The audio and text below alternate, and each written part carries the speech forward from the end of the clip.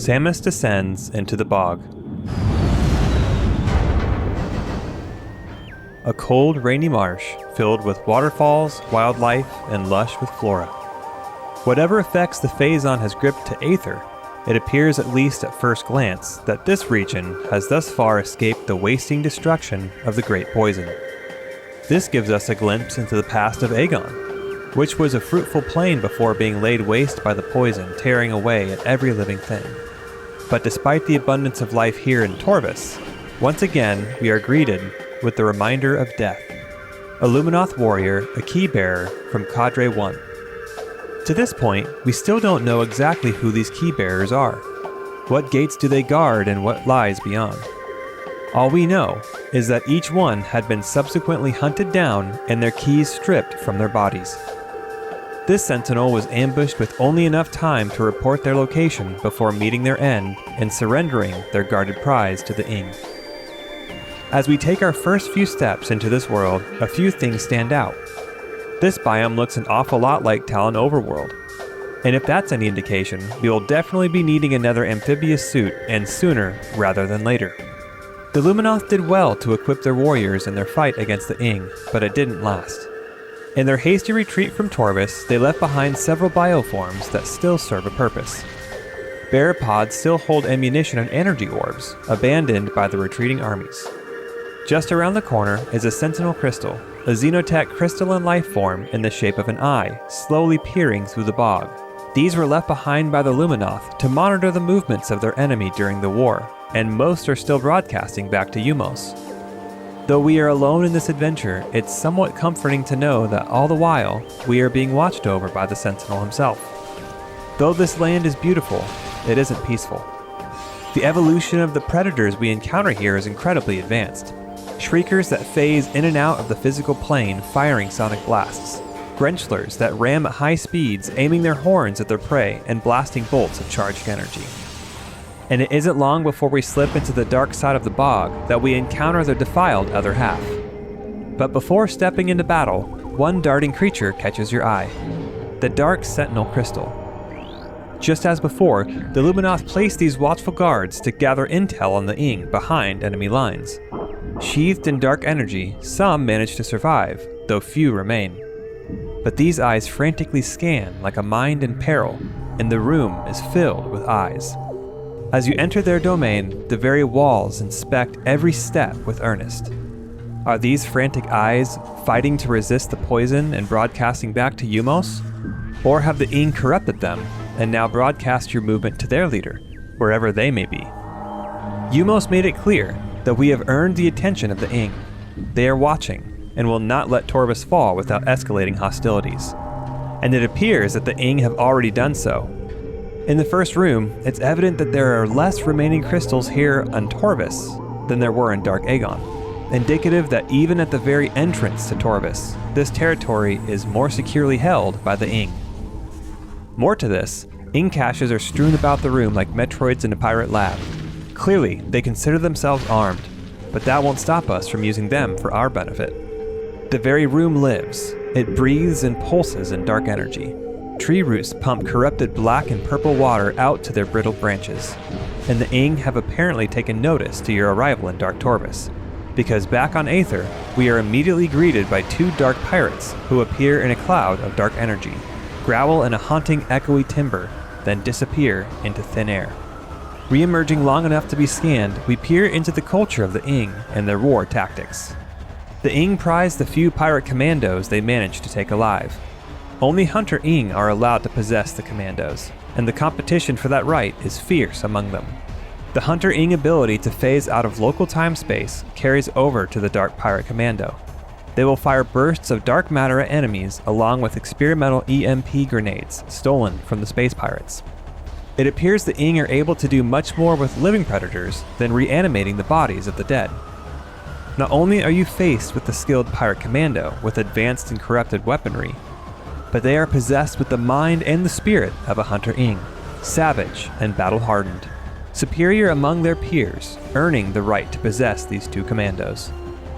It's a tedious battle, learning to fight as you go. In addition to direct damage, their EMP launchers temporarily disrupt your UI, but luckily not your systems.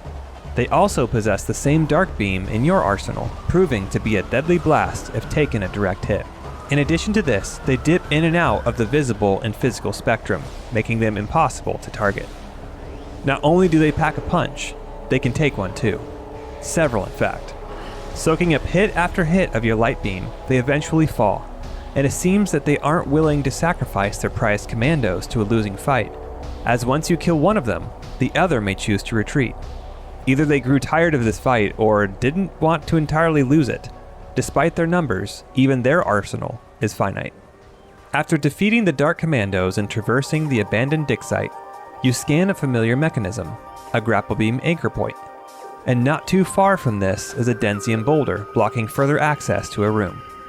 Between this and slogging through bodies of water, it's safe to say we will be acquiring some new gear and tech in the future. But before seeking new weapons and tech, it's time to go to the Temple of Torbus, which apparently is occupied by space pirates who are pretty butthurt about what you did to them on Agon and Talon 4, and, well, you get the point. After ripping through a half dozen bags of space meat, you acquire a massive upgrade, the super missile. So much for the whole skip weapons and get to the temple thing. With a moment to catch our breath, we can take in the sheer magnitude of this temple entrance.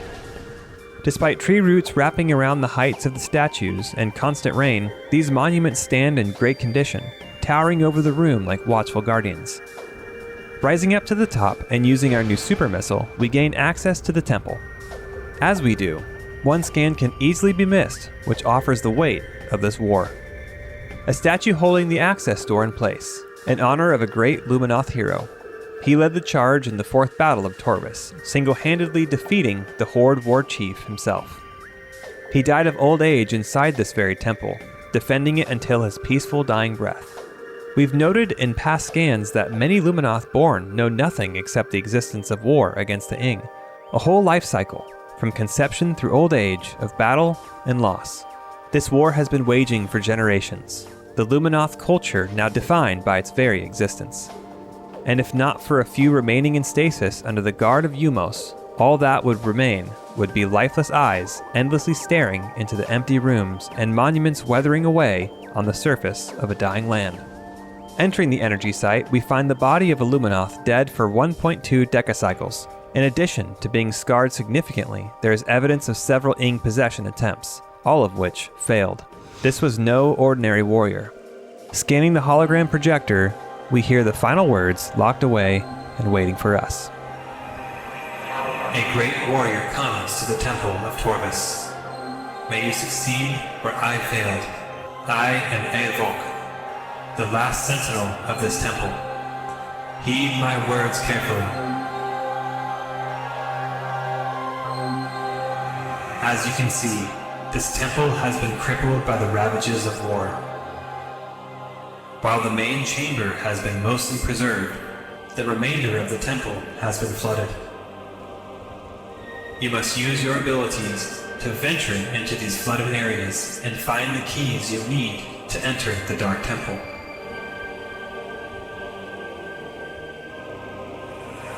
The waters of Dark Aether are foul and venomous. Avoid them if you can. I have updated your translator module. You can access devices and doors coded with emerald holograms. Search the areas now open to you. The Ing will seek your light with great zeal. Do not underestimate them.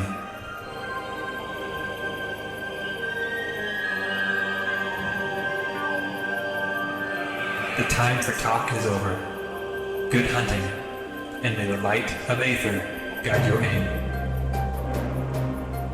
Another blessing from the dead, another warning about the Ing, lest we join them. Deep within this sunken temple lies a world full of deadly poison and enemies lying in wait for us. We are told not to underestimate them, as if to this point they haven't already shown their true capabilities yet. Perhaps they now see you for the threat that you truly are. Perhaps we should do the same to them. Using our upgraded translator module, we can read the lore left behind in this chamber, telling of the first offensive contact made here on Dark Aether. Their initial scouts were unable to fight due to the poisonous air filling their lungs, and an army was waiting to ambush them on the other side of the dark portal. This was their defining moment, the unilateral call to prepare for all-out war. The scale of their war preparations and the generations-long struggle gives the opportunity to observe a significant difference between our interaction with the Luminoth and the Chozo. All around us in every room is a reminder of the Luminoth. Sentinel crystals watching on, intact statues towering overhead, and even bodies of fallen warriors. On Talon 4, we witness the crumbling ruins and weathering temples, lores that catalog the rise and demise, then vanishing of the Chozo race altogether, and even their ghosts. Everything that remained seemed to say in a collective voice that the Chozo are gone. But here, there's hope. There's a presence and a chance to survive. You have joined their fight in hopes that they may indeed live on. More to this, the evil you face here is even more tangible. You are face to face with the enemy that is still in the process of systematically wiping out those who you've come to save. The lips of the foes who speak genocide are the same that screech and howl at your presence and release their death rattles with every warrior dispatched. Every blow to the enemy is a chance to survive here and now. All of this under the watchful eye of the Luminoth Remnant. Before we venture into Dark Torbus, hidden in a small alcove is a lore that once again refers to the light of Aether. In the early attempts to gain ground in the Dark World, the Luminoth attempted to bring the light of Aether in via the light crystals. So these Xenotech crystals are not merely conduits for energy, they are conduits to the light of Aether itself, the power of the planet. Like a blood vessel carrying life-giving essence throughout the body, these crystals were an attempt to bring the light of Aether into their dark world. Like a blood vessel carrying life-giving essence throughout the body, these crystals were an attempt to bring the light of Aether back into the dark side of the planet in order to revive it. But it wasn't enough. The safe haven around the crystals could only breach the corrupted atmosphere in a small radius. These crystals could not wage war against the darkness itself. Instead, they created a defensive area allowing the Luminoth to conduct combat. But this was only a small victory. The Luminoth needed stronger weapons. Leaving behind these conduits, they retreated once again to develop new engines of war. And speaking of engines of war, not far from here we see yet again a familiar sight, a number of Faison canisters in the center of a room. And these barrels apparently aren't of flawless design, as the tree root system ascending the room has been weakened by the heightened contact with the radiation. And where there are barrels of Faison, there are usually space pirates. But not just any grunts, 3 pirate commandos appear. These commandos are the same chosen by the Ing to possess and corrupt, and are given their special assignment, to hunt the hunter. But for all their elite weaponry and their specialized role, your new super missile makes rapid work of these formidable foes. As we dip into Dark Aether, we find an interesting connection. In the very same room as before, we finally encounter a pair of this elusive Hunter Ing. Rising from the pool of poisonous water and emitting a billowing pestilent cloud, the Hunter Ing latches out with razor-sharp barbed arms. As with the dark commandos they possess, they dip in and out of tangibility and can scramble your visor by ramming through you. But where the Ing have evolved and grown in strength, the Luminoth have grown in knowledge. Harnessing the power of the light beam and the crystal left behind, you overwhelm the Hunter Ing with the light of Aether itself. But this momentary triumph is but a flicker of victory, for just a few rooms away lies in waiting the most cunning and unforgiving elite of the Ing army thus far. The dreaded Boost Guardian. Don't let the title of Sub-Guardian in your logbook fool you. This is no pawn in the ranks of the enemy. Absorbing the power of the boost ball, this warrior Ing can ram through you with devastating kinetic blasts of energy. Spawning lesser Ing into the battle and darting in and out of combat, it's a game of cat and mouse, and you're the mouse. More to this, it's a race against time, as there's no light crystal in the room. While you dodge attacks on multiple fronts in this small space, your health steadily ticks down as the poisonous atmosphere strips the very life from you with every passing second. The Ing make a statement in this battle. Nothing will be easy from here on out. But despite all this, Samus rises out of the darkness of this confined chamber. Scarred, perhaps. Really scarred.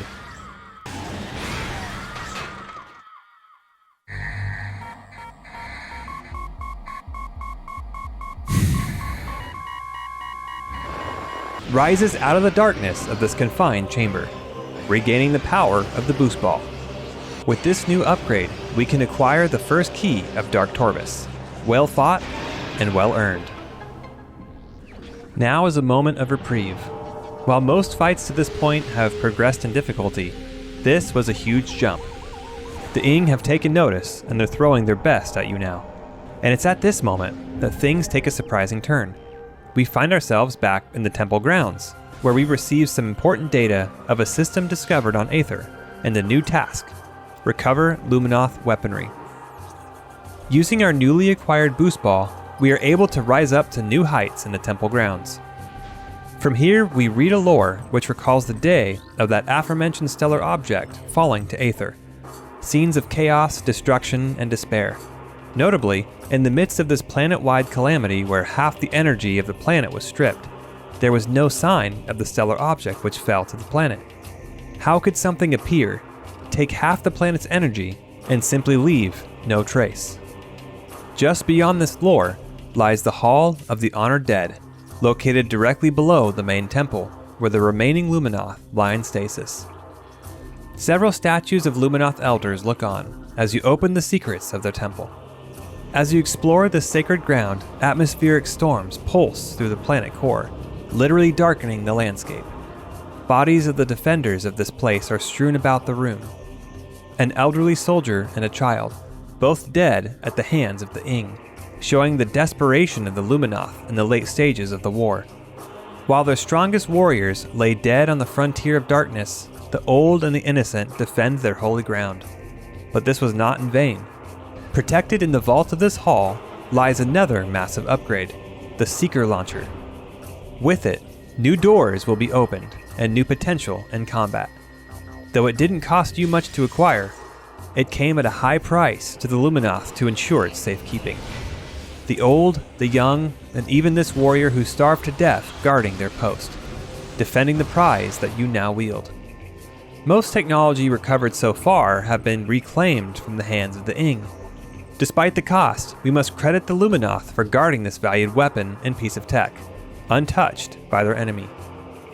It also shows the great lengths that they sought to preserve the history, their leaders, and their people, and the disinterest of the Ing to wipe it away.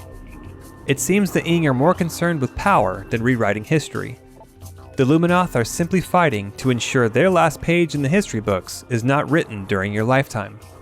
With this new upgrade, we are able to proceed through to the next key in Dark Torbus. But before heading down into the depths, visiting the map room at the Great Bridge gives us a great glimpse into where we are heading. The sunken temple has a main sanctum, with a ring-like structure connecting through major rooms, and a central hall located at the bottom of the structure. Mirroring the architectural designs of the temple grounds itself, the Luminoth seem to build their holy temples in a similar fashion. 3 entrances, with a means of connecting each hall and a circular passage to the central main hall. Taking the obvious of the 3 doors with the help of the Seeker Launcher, a stale atmosphere lingers, a familiar ambience builds, a blue light leads on. Through the winding sunken corridor, this oracle brings us into an open room revealing none other than Dark Samus, who lets out a maniacal laugh before shattering into a floating cloud of Faison particles. Clearly, you're in the right place. After clearing the room of hostiles, a lure awaits you below the surface of the water. The Luminoth were not prepared for a long war.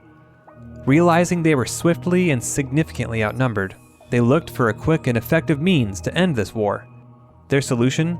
Build a mechanism to preserve the energy of the planet, the light of Aether. The energy controllers were not only a means to defend the planet from its destruction, but a means to end the war. Could the energy of this planet be used as a weapon against the Ing? Not far from here lies a Luminoth Keybearer lore. What craven savages are the Ing? I watch them feed upon their dead. throwing the lesser ranks in wave after wave until at last their leader was alone to face him. Despite their resolve, they were no match for the sheer numbers of the Ing. All throughout these sunken rooms are the final signs of the Luminoth's attempts to delay the Ing from conquering their side of Aether. Even these concealed movement pads are an attempt to confuse the Ing. Appearing as sharp spiny beasts, by receiving a pulse from the dark beam, they harmlessly flip over as a platform to navigate and advance through the waterlogged maze. A nearby lore shows the fog of war that set in over time and the confusion that the Luminoth succumbed to as well. Their hypothesis to reverse engineer the dark beam into an Ing-efficient weapon yielded disappointing results. However, it sparked the idea to construct the light beam, which showed to be the most effective weapon against the Ing yet. Through failures often come the opportunity for success, especially in war. Clearly, the Luminoth were set on developing technology in these temple corridors, as after a series of puzzles, you acquire the gravity boost. This functions similarly to the gravity suit, although rather than simulating the environments around the water itself, the gravity boost augments Samus's movement with a temporary boost system, acting like a prolonged double jump while underwater. Using this newly acquired equipment, you are able to advance deeper into the temple, closer to the true reason why you're here. At the very bottom of the temple lies a beast stirring under the waters, the Alpha Blog. This massive creature, which is more mouth than stomach, clearly likes to play with its food. And with your hardened suit exterior, even the likes of the Alpha Blog may need time digesting you. But after a series of well-timed hits, the massive mandible tears apart into a pile of chum, granting you safe passage to the second Torbis key, leaving behind just one in the bog. By now, much of Torbus has been explored and it's a good time to reflect. This biome, which is filled with life, still is a stunning appearance of what the land looks like, mostly free of Faison's influence. If Chozo Ruins and Agon are the after picture, Talon Overworld and Torbis are the before picture. And all throughout this temple are machines that look suspiciously like Chozo design, drawing further connections between the Luminoth and the Chozo. Also, all along the way through these halls are reminders of what brought you here in the first place. In time, the Ing began to possess Luminoth as well as creatures. Friends and family members became the enemy, spilling Luminoth blood across the land. Desperate, we devised shielding to prevent Ing possession. It was effective, but not perfect. Should the shielding fail, all Luminoth were prepared to self-terminate rather than become a weapon for the Ing.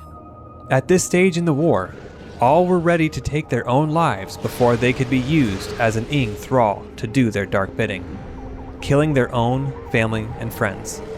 To take up arms in battle is to offer your body as a sacrifice for the greater good, but to willingly take your own life before possession shows a greater conviction to their cause. Passing through the now familiar dark corridor, you step into a room called the Sacrificial Chamber. Fitting. And now it appears you are the sacrifice.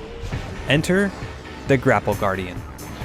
This massive, electrified, rhinocerosaurus-like horned Grenchler has turned the utility of the grapple beam into a weapon, which can lasso you and pull you in for a fatal bite. But favoring this technology is its own downfall.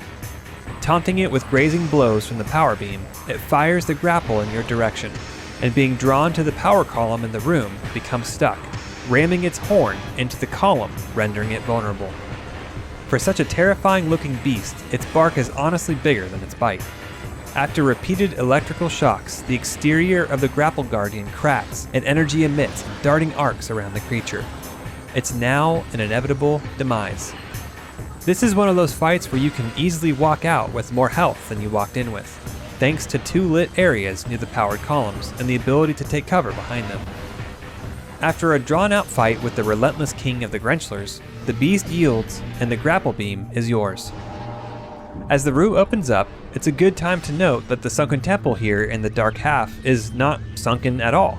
It's devoid of water. But now with the second key and grapple beam acquired, it's time to grab the final key and finish what we started. And right on cue, dark water. Here in the venomous pond, one poorly timed jump, misstep, or grapple would spell disaster. But with only one Hunter Ing between you and the final key, this room is all but a memory in a few short moments. With all 3 keys gathered, it's time to claim the energy of Dark Torbus. But not without finally getting that one missile expansion that has been teasing you since you first stepped foot into the bog. That and a much needed ammo expansion. You'll need that in the battle to come.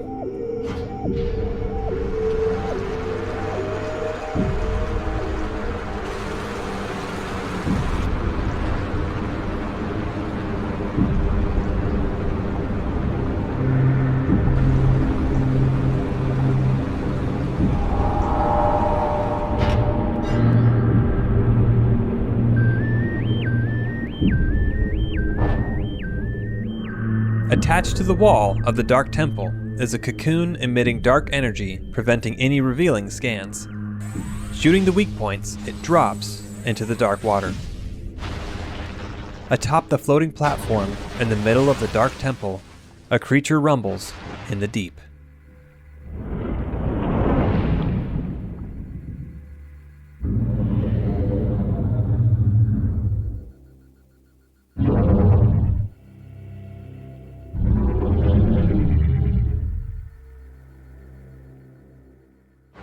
Rising out of this corrupted filth and diving back in like a Morbus did, the larva form of Chica sends ripples of toxic liquid across the surface of the platform. Grabbing on and tipping the platform out of the water, this hulking hippopotamic landmass attempts to pull you in for a bite, or knock you into the abyss. But for all its size and terror, after a battle of attrition, the creature sinks into the depths in underwhelming fashion.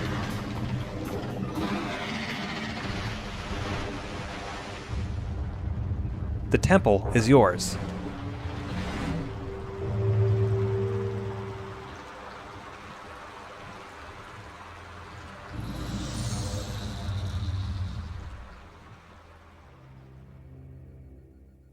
Or not. Feverishly darting like a bat out of Ing Hell, the adult form of Chica spills toxic venom all over the platforms, which are now separated by a massive gap. Its rapid and unpredictable movements make it difficult to target, but after a long volley of power shots to the face, Chica is temporarily stunned, revealing 4 weak points on the backside of the wings. Using the recently reacquired grapple beam, you swing from platform to score a critical hit. After 4 successful blows to the wings, the massive dragonfly-like creature sinks into the bottom of the pit, recovering power and is consumed with dark energy. Its bloated thorax spews out swarms of damaging insects in an attempt to distract you to score a flanking hit. Enraged, it charges at you, knocking you off the platform and into the darkness. With an impressive amount of health and a variety of attacks, this battle wages on for quite a while. But following wave after literal waves of fighting, Chica takes a final killing blow, dropping the husk of the beast to the floor.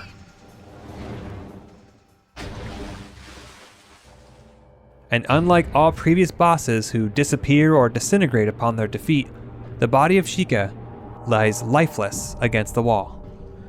And the reward for such a kill is more than a trophy to mount on a wall, though now you finally could do that. You are rewarded with the Dark Visor. The Dark Visor acts similarly to the previous installment of the X-ray Visor, in that it reveals objects that are unseen. But unlike using electromagnetic wavelengths, it detects through interdimensional wavelengths, things that are caught in the rift between the dark world and the light. Quickly equipping this new visor reveals several floating platforms in the room leading up to the energy controller site. Since these objects are not scannable, it's not clearly evident who put these interdimensional platforms here. Did the Luminoth place them as an obstacle to prevent the Ing from ascending to the energy controller? Or did the Ing place them there out of defense, following the capture of the energy controller? Despite whoever placed them here, you scale them victoriously to the top.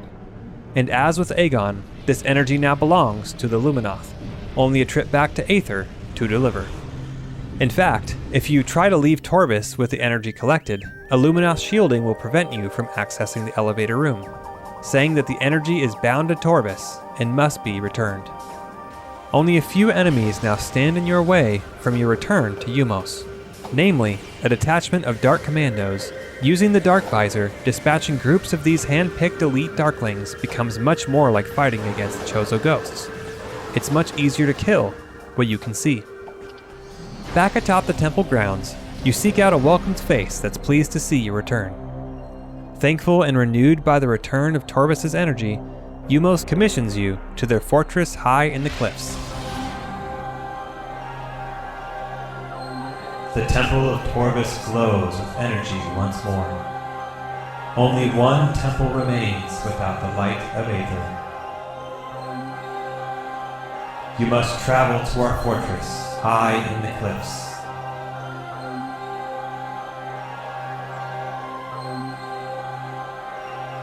The last temple lies in the fortress. Seek knowledge there before invading the Ing Hive. Be cautious in the fortress. This place was once guarded by machines of our creation, but now they are corrupted slaves of the Ing. They will not see you as a friend. Our goal draws ever closer. May the light of Aether be your guide. This stern warning is followed up with a simple command if you seek out additional dialogue. Do not relent. Press on. Show the Darklings in Sanctuary no quarter.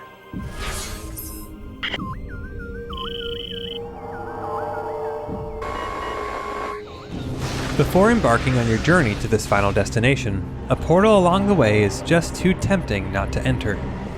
Venturing into the profane path, you encounter a Dark Talon Metroid. The Ing have taken a fascination with these off-world creatures and their connection to Faison, and have made quick work to possess as many as possible. Perfect. But what is a Talon Metroid doing on Aether?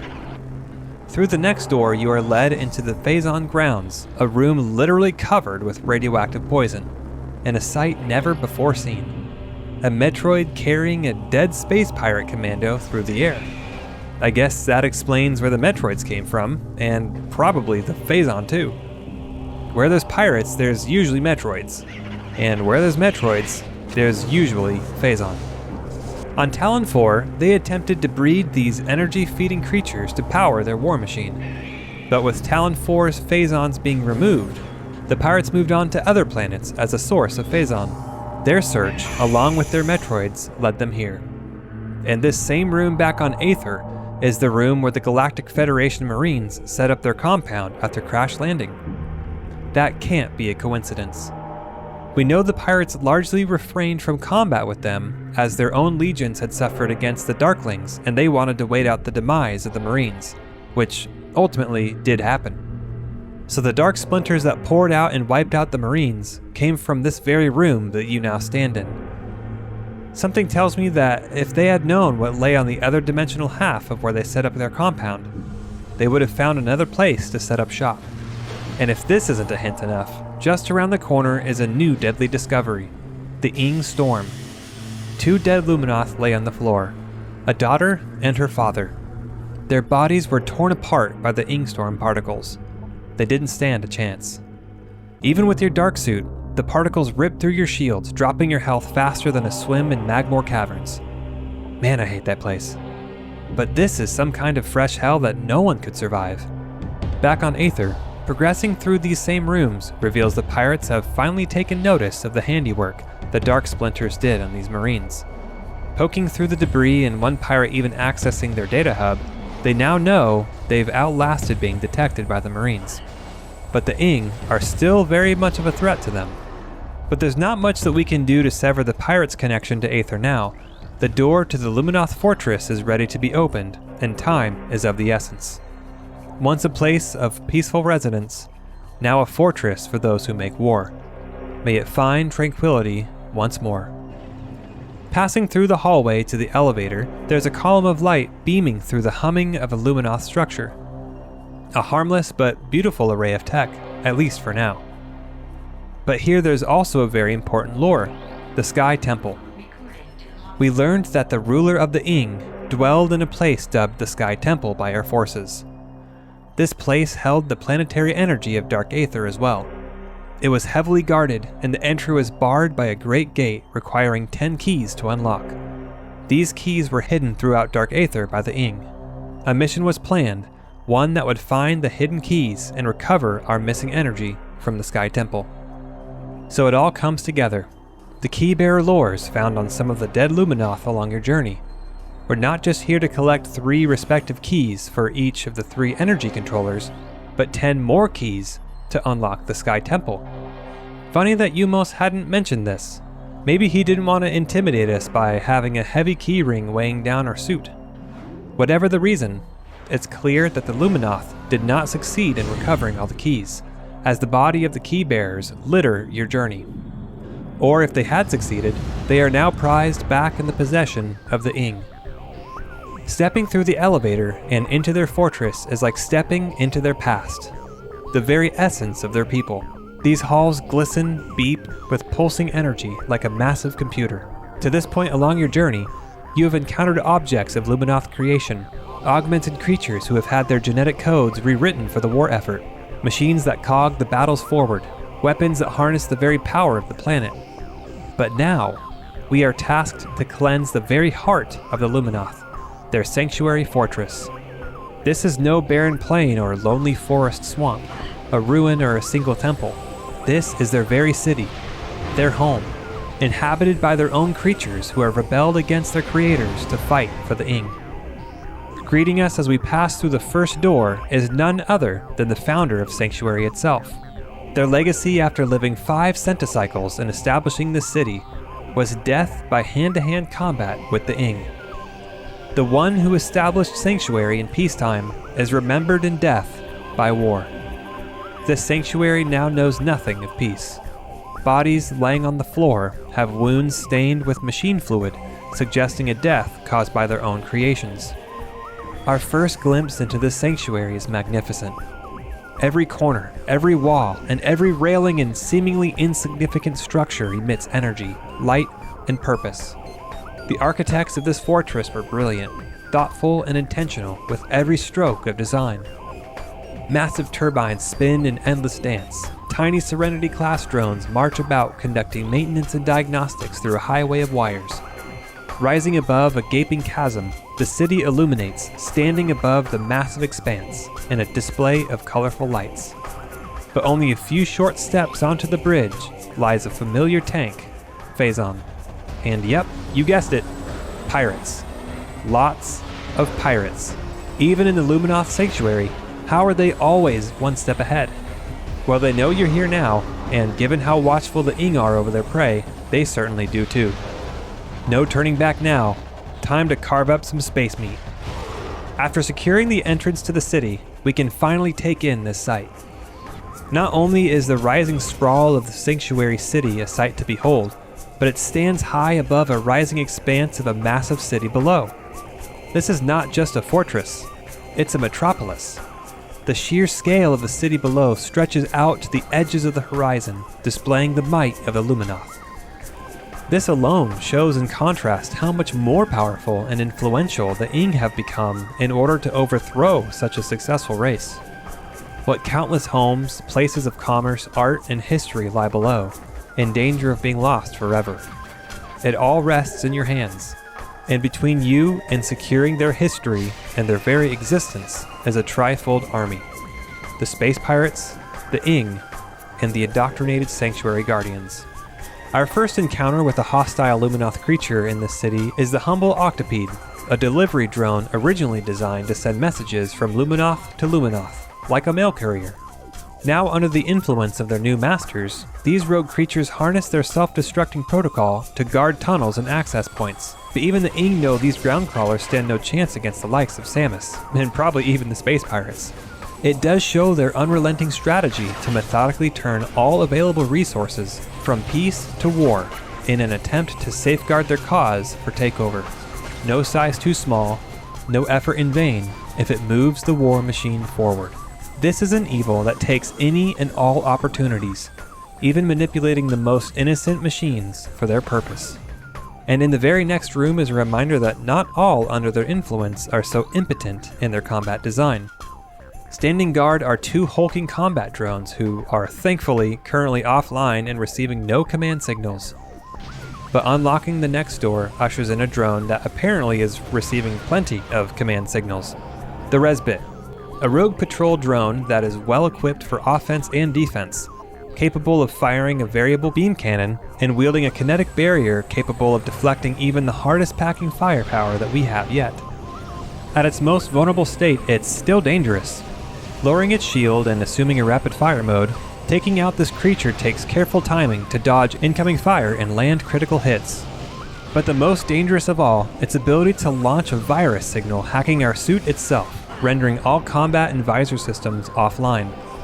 After sending a reboot command, there's still a precious few vulnerable moments before being able to resume a state of combat readiness. Receiving this virus in a room filled with enemies would spell disaster. And speaking of enemies, immediately through the next door, we are introduced to yet another rogue machine, the Quad M8 Mate MB. These complex combat drones are anything but your mate, and defeating them is a pretty unique fight. This unit actually exists in 2 halves, the combat module and the main body. Destroying either half will not defeat the creature, but rather sever the other half and continue the fight. If the combat module remains, it hovers and darts, activating polarized shields of either dark or light energy. These shields are effective to deflect weapon blasts, but are also fully vulnerable to the opposite energy. If the main body remains, it will gather its 4 legs and dart at you in a vortex spin, whipping around like a massive top, and does a significant amount of kinetic damage. After being hit by a boost ball, it's forced to vent excess heat generated by the attack, revealing a vulnerable spot in the undercarriage which must be struck by a heavy blow of the boost ball attack. What makes this fight extra unique is if you destroy the body of one MB, while a viable body is available in the room, the command module will fly over and assume another body, effectively restarting the fight. These are well-programmed and well-armed creatures. The Luminoth thought through the design thoroughly. Passing through the labyrinth of doors and vertical passageways, you arrive at a massive gyroscopic lock, arms oscillating, emitting arcs of electrical energy, and preventing entry. A scan of the color code indicates the order to solve this quick puzzle, the first one encountered in the city so far. It's encouraging that hovering above is a maintenance drone, seemingly unaffected by ing manipulation. It chirps in a robotic language as it carries on its duties of upkeeping the components of the city. Maybe the ing have left it to its programming and its protocol. Why fix something that isn't broken, right? And its job is literally to fix broken components that the ing probably damaged with their own war. So at least there's something else on your side, even if it is an unarmed IT robot. But this short, friendly encounter is brief, because just around the corner is our first look into the dark half of this sacred city. As with Dark Agon and Dark Torbus, we are met with a shadowy, deadly version of the city. Far from a sanctuary, if its title meant anything anymore. The frames of pulsing light that glowed a faint and calming bluish green now pierce through the darkness, bathing your suit in crimson red. And right away, the first key reveals itself, but it's locked behind a Faison contaminated wall safe. Immediately, a warrior ing initiates combat, while the walls and pillars hum and glow in an ominous blood-red light. Platforms visible only through the dark visor hover over the bottomless chasms, and shrieks of the ing hive are around every corner. And while the ing have corrupted and retooled many of the Luminoth tech in this region, it's worth noting that the core of the hive reactor is functioning, but on life support. The damage done by the radioactive atmosphere has crippled the functionality of the reactor and is on course to shut down. It appears that in some ways, the ing infiltrate the Luminoth tech, forcing it to adapt. But even some tech cannot be coerced, or at least tolerate the corruption. In which case, the ing adopt a scorched earth policy. Whatever cannot adapt will be destroyed and left behind. What this means for the ing power supply to the hive is unknown. If soldiers of war are the bodies, energy is the blood. If the space pirates use Metroids and Faison for energy, how the ing move on with failing energy reactors is a puzzling note in this war. Perhaps the ing have devised a method of creating and storing power elsewhere, or perhaps we are starting to see the vulnerabilities caused by the attrition of this conflict. All the while, the walls of this fallen city pulse with frantic beams of corrupted energy. as if keeping a constant system of defense active and alert, and moving their cause for corruption forward. Just around the corner lays in wait a beam of dark energy, unscannable and constantly emitting a ray of the same red glow that is present in every corner of the hive. However, unlike the harmless yellow glowing beam that was seen back at the temple grounds, the energetic particles rip through your suit much like the ink storm previously encountered. Some experiments come at a cost. Whatever this is, it's best to stay clear, at least for now. And speaking of energy, as we ascend up the city and returning back to Sanctuary on the next floor, you enter the main gyro chamber with two massive energized rings oscillating around a magnetized core. Entering the center of the room is impassable by the gyro system, and collision with the moving rings causes damage to the suit. After another similar puzzle, the outer ring comes to a standstill, creating passage to the Sanctuary Temple. As in previous times before, the Ing made aware of your presence launch an attack, possessing the remaining guardians of the temple. After a fair amount of boosting into your enemies and expending some ammo, the room is finally made clear and access to the energy controller is granted. But before ascending higher, something catches your eye. Several enormous robot legs that are of similar, if not the same design as the quad MBs. But the legs of this structure tower up to the highest points of this room. If the statue of a Morbus was any indicator of things to come, this may serve as a warning to us as well. Entering the energy controller site yields a familiar scene. A Luminoth warrior lay dead in front of the energy apparatus, dead for 1.1 decacycles. Cause of death: several wounds from Luminoth tech. No doubt the doing of Ing-possessed drones, their own creation. Presumably, for the final time, a bluish hologram emits the final words of a Luminoth Guardian. Hear the words of O'Lear, last sentinel of the Fortress Temple. May they serve you well.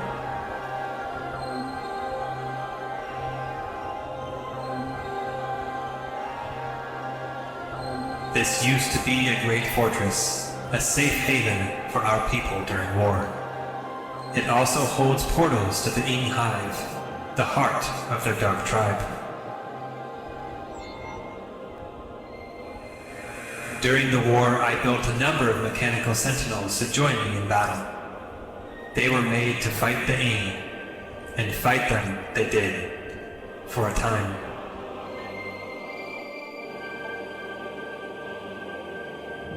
One by one, the Ing corrupted them. Now they attack with no mercy. Many went to Dark Aether with their Ing masters.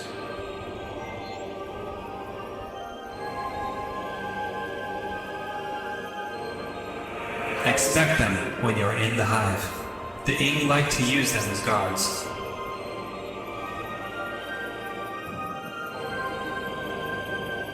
The Ing will protect their home with great ferocity.